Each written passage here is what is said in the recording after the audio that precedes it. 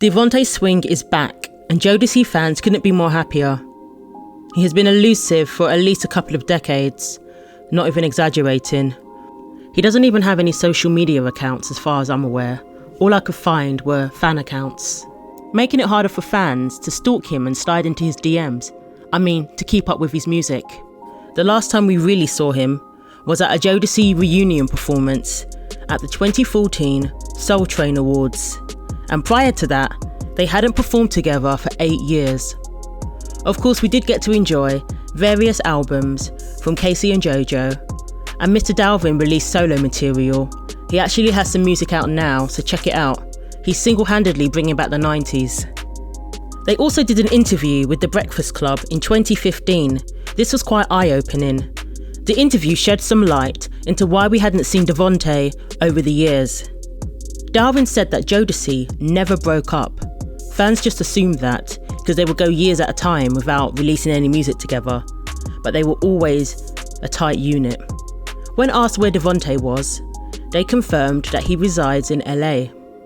Dalvin said, quote, "When everything went crazy, he developed this high anxiety for flying. So we went to Aspen. He had to take a tour bus all the way to Aspen. He doesn't fly." At the height of Jodeci's career, they would be flying 2 to 3 times a week.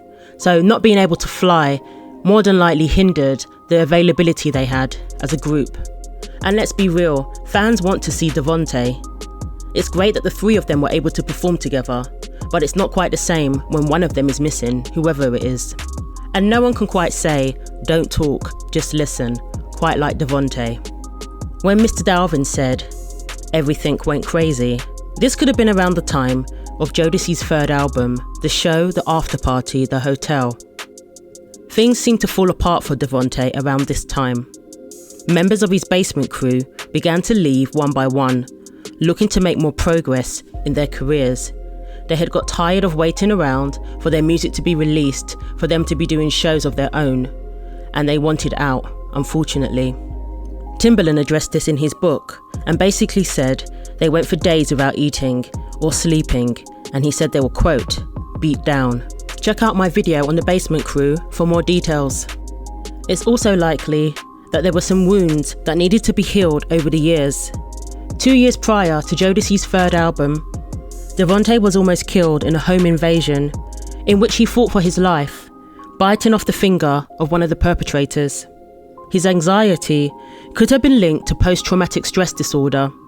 It may take years, for some even a lifetime, to get over such trauma. Anyone who is aware of Devante's history as a producer, multi-instrumentalist and performer would no doubt consider him a musical genius, up there with the likes of Prince and D'Angelo. If the personal issues didn't perhaps get in the way, maybe he would have had more of a consistent contribution to the industry, but through the years it's been quite intermittent. Devante mentored and influenced various artists and producers. Many believe Devante never really got the recognition he deserved for his contribution to R&B. Even his daughter addressed this on Instagram last year, saying, "F anyone else's opinion, my daddy is and forever will be a pioneer of R&B. Tupac wrote about my daddy, and my daddy went through hell over his talents and his abilities, and still remained the effing GOAT." No shade to be thrown, but understand, Missy, Timbaland, Genuine, Magoo, the concept of Jodeci, almost every song or concept written, came from Swing Mob, aka Devante Swing. All came from the man I will forever go to war behind or with. The world forgets what my daddy did for our culture and for music, but I will never forget what he did for me. The realest I know was born on this day, and he never gets credit. To my favourite person in life, I will forever know and respect and appreciate you. And she basically said that a lot of people are ignorant concerning Devante's achievements. They use a lot of his work, a lot of his concepts, a lot of his ideas, but they don't give him credit. And there are a lot of people who feel this way concerning Devante and the credit or lack of credit that he receives. A lot of people left comments on my previous video saying the same thing. Devante produced, wrote and influenced some of the most iconic R&B songs of all time. Many attribute Devante's association with Death Row Records for his downfall. Now, I know Suge does get blamed for a lot of things, but a lot of members of the Bassment crew have done interviews over the years, and they all seem to say the same thing, that he changed once he started associating with Suge Knight and Death Row Records. He changed for the worse. And over the years, there have been many allegations concerning drug use and alcohol in relation to Jodeci in general. There was even one incident where Devante was arrested at a Subway restaurant for being intoxicated. So drugs and alcohol may have played a factor in Devante and Jodeci's various absences over the years. But they all seem to be doing well now.